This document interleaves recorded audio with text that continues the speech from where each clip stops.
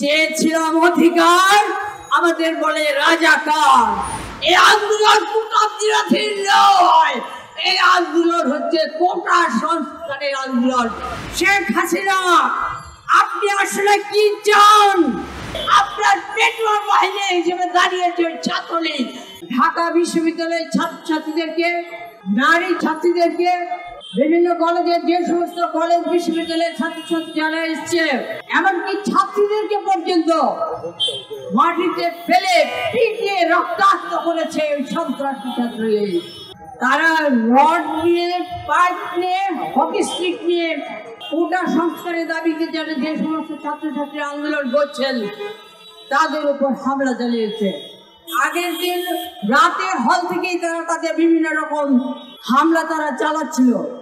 গত রাতে আপনারা দেখেছেন দিনের বেলা যে ঘটনা হয়েছে, এই হামলার পরে রক্তাক্ত ছাত্রছাত্রীরা ছাত্রীদেরকে যখন তাদের ইমার্জেন্সিতে, ঢাকা মেডিকেল ইমার্জেন্সিতে ভর্তি করা হয়েছে, ভাবে ইমার্জেন্সিতে ঢুকে পর্যন্ত ছাত্র সন্ত্রাসীরা আজকে এই আন্দোলনরত ছাত্রছাত্রীদের উপর, আহত ছাত্রছাত্রীদের উপর হামলা চালিয়েছে। আমরা ঢাকা মেডিকেলে ঢুকতেই পারিনি। গোটা ঢাকা মেডিকেল, গোটা ক্যাম্পাস ছাত্রলীগের সন্ত্রাসীদেরকে তারা ঘিরে রেখেছিল। এইরকম অবস্থা হচ্ছে।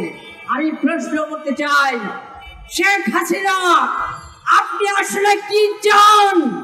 বাংলাদেশে মুক্তিযুদ্ধের চেতনার নাম ধরে আপনি, কিন্তু আজকের বাংলাদেশে আপনি যারা আন্দোলন করছেন গণতন্ত্রের পক্ষে, তাদের ন্যায়সঙ্গত দাবির পক্ষে যারা আন্দোলন করে, তাদেরকে আপনি রাজাকার নামে অভিহিত করে আপনি প্রমাণ করছেন সমস্ত গণতান্ত্রিক অধিকারের পক্ষে অবস্থান নিয়ে আপনি প্রমাণ করছেন। 53 বছর পরে, মুক্তিযুদ্ধের 53 বছর পরে আজকে আপনারাই হচ্ছেন বাংলাদেশের সবচেয়ে বড় রাজাকার। আর তাই আমরা দেখি ছাত্রছাত্রীরা আজকে আওয়াজ তুলেছে, চেয়েছিলাম অধিকার, আমাদের বলে রাজাকার। আজকে এই অবস্থা আর চলতে পারে না। আপনি কদিন আগে, গত পরশুদিন আপনি নিজে বলেছেন সংবাদ সম্মেলনে, আপনার যে পিয়ন ছিল, ব্যক্তিগত পিয়ন ছিল আপনার বাসার, সে বর্তমানে 400 কোটি টাকার মালিক এবং হেলিকপ্টার ছাড়া সে চলে না। শুধু এটাই নয়, আজকে একের পর এক আমরা দেখছি হাজার হাজার কোটি টাকা লুটপাট হচ্ছে। ওই এনবিআর এর কর্মকর্তা মকিউর থেকে শুরু করে বেরেদির পুলিশের সবকিছু কর্মকর্তা, আজকে সেনাবাহিনীর প্রধান, সাবেক প্রধান থেকে শুরু করে আজকে বিসিএস এর প্রশ্নপত্র পাস করে বিসিএস ক্যাডার হচ্ছে ইত্যাদি নানাভাবে আজকে বাংলাদেশে চলছে দুর্নীতি, লুটপাট, অর্থ পাচার, ঋণ খেলাপি। তাদের গ্রেফতার এবং বিচারের দাবিতে আমরা আন্দোলন সংগ্রামে আছি। আজকে ছাত্রছাত্রীদের উপর যে হামলা করেছেন আপনারা, সেটা আপনার যে পশুদেরকে দিয়ে আপনার পেট্রোল বাহিনী হিসেবে দাঁড়িয়েছে ছাত্রলীগ। ছাত্রলীগকে আজকে শিক্ষাঙ্গনের কোন ছাত্র ছাত্রী বলা চলে না। তাদের ছাত্রীরা ঢুকে আনলে ছাত্রীদেরকে, ইডেন কলেজের ছাত্রীদেরকে তারা যখন আসে ইউনিভার্সিটিতে, তখন তাদের উপর হামলা চালিয়েছে। এইরকম একটা অবস্থার তীব্র নিন্দা জানাই। আর আমরা বলতে চাই, মুক্তিযুদ্ধের 53 বছর পরে আজকে মুক্তিযুদ্ধের মীমাংসিত ব্যাপার নিয়ে আপনি আজকে নতুন করে রাজাকারের প্রশ্ন উত্থাপন করবেন, এটা হতে পারে না। রাজাকার বাংলাদেশের মুক্তিযুদ্ধের সময় যারা ছিল, আজকে তারা মাঠে নেই, আজকে তারা নানাভাবে নিজেরাই লুকিয়ে বেড়াচ্ছে। আজকের রাজাকার হচ্ছে মুক্তিযুদ্ধের চেতনার বিপক্ষে, মুক্তিযুদ্ধের আকাঙ্ক্ষার বিপক্ষে যারা অবস্থান নিচ্ছে, যারা দুর্নীতি, লুটপাট, ঋণ খেলাপি করছে, যারা তাদের গ্রেফতার করছে না, বিচার করছে না, ওই সরকার, আপনারাই হচ্ছেন প্রকৃত রাজাকার।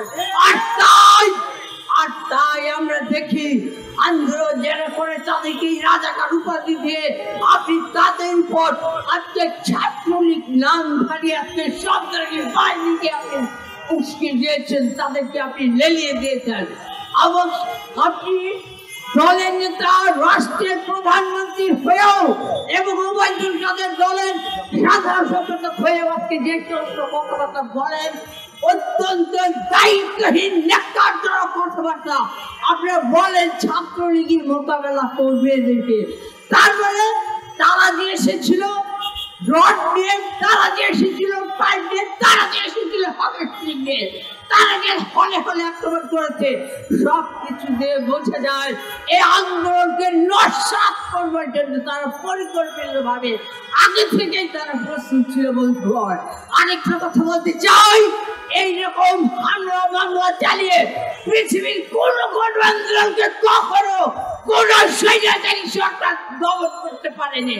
এবং বাংলাদেশের ৫৩ বছরের ইতিহাস তাই এরশাদ বলেছিল, আমাকে আন্দোলন করে ক্ষমতা থেকে সরানো যাবে না।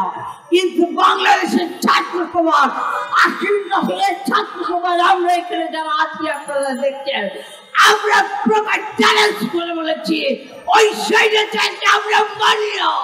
তার বিরুদ্ধে, স্বৈরাচারের বিরুদ্ধে আন্দোলন করে প্রায় ৯ বছরের মাথায় তাকে পতন করার ঘটিয়েছি আমরা। আপনি কি সেই ইতিহাস জানেন না? আপনিও সেই আন্দোলনের একজন ছিলেন। সেই কারণে বলতে চাই, পৃথিবীর সমস্ত স্বৈরাচার ফ্যাসিবাদীদের চরিত্র এক। তারা জনগণকে তারা ভয় পায়, তারা জনগণের দাবিকে তারা ভয় পায়। জনগণের প্রতি তাদের কোনো আস্থা নেই, নিজের প্রতিও তাদের কোনো আস্থা নেই বন্ধুরা। আর সেই কারণে হামলা মামলা করে গণতান্ত্রিক আন্দোলনকে তারা দমন করতে চায়। তাদের এই প্রক্রিয়ার বিরুদ্ধে বামজোট অতীতে যেমন করে রাজপথে লড়াই করেছে, ভবিষ্যতেও, এখনো এবং ভবিষ্যতেও আমরা আমাদের লাল ঝান্ডা নিয়ে ফ্যাসিবাদের বিরুদ্ধে, এই হামলা মামলার বিরুদ্ধে আমরা আমাদের আন্দোলন অব্যাহত রাখবো।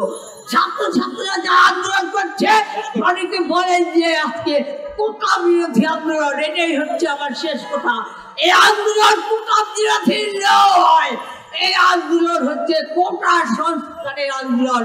কোটা সংস্কারের দাবি আজকে বাংলাদেশের মানুষের প্রাণের দাবি, আমাদের সবার দাবি, এবং সেই ন্যায়সঙ্গত দাবিকে আমরা সমর্থন জানিয়েছি বামজোট। আজকে সেই আন্দোলনকে দমন করতে গিয়ে মুক্তিযোদ্ধাদেরকে আরো অবহেলা করেন না, মুক্তিযোদ্ধাদেরকে আরো অপমানিত করবেন না। আপনারা সেই আহ্বান জানিয়ে, লড়াইয়ের ডাক দিয়ে আহ্বান জানিয়ে আমি আমার বক্তব্য শেষ করছি। সবাইকে ধন্যবাদ। লাল সালাম।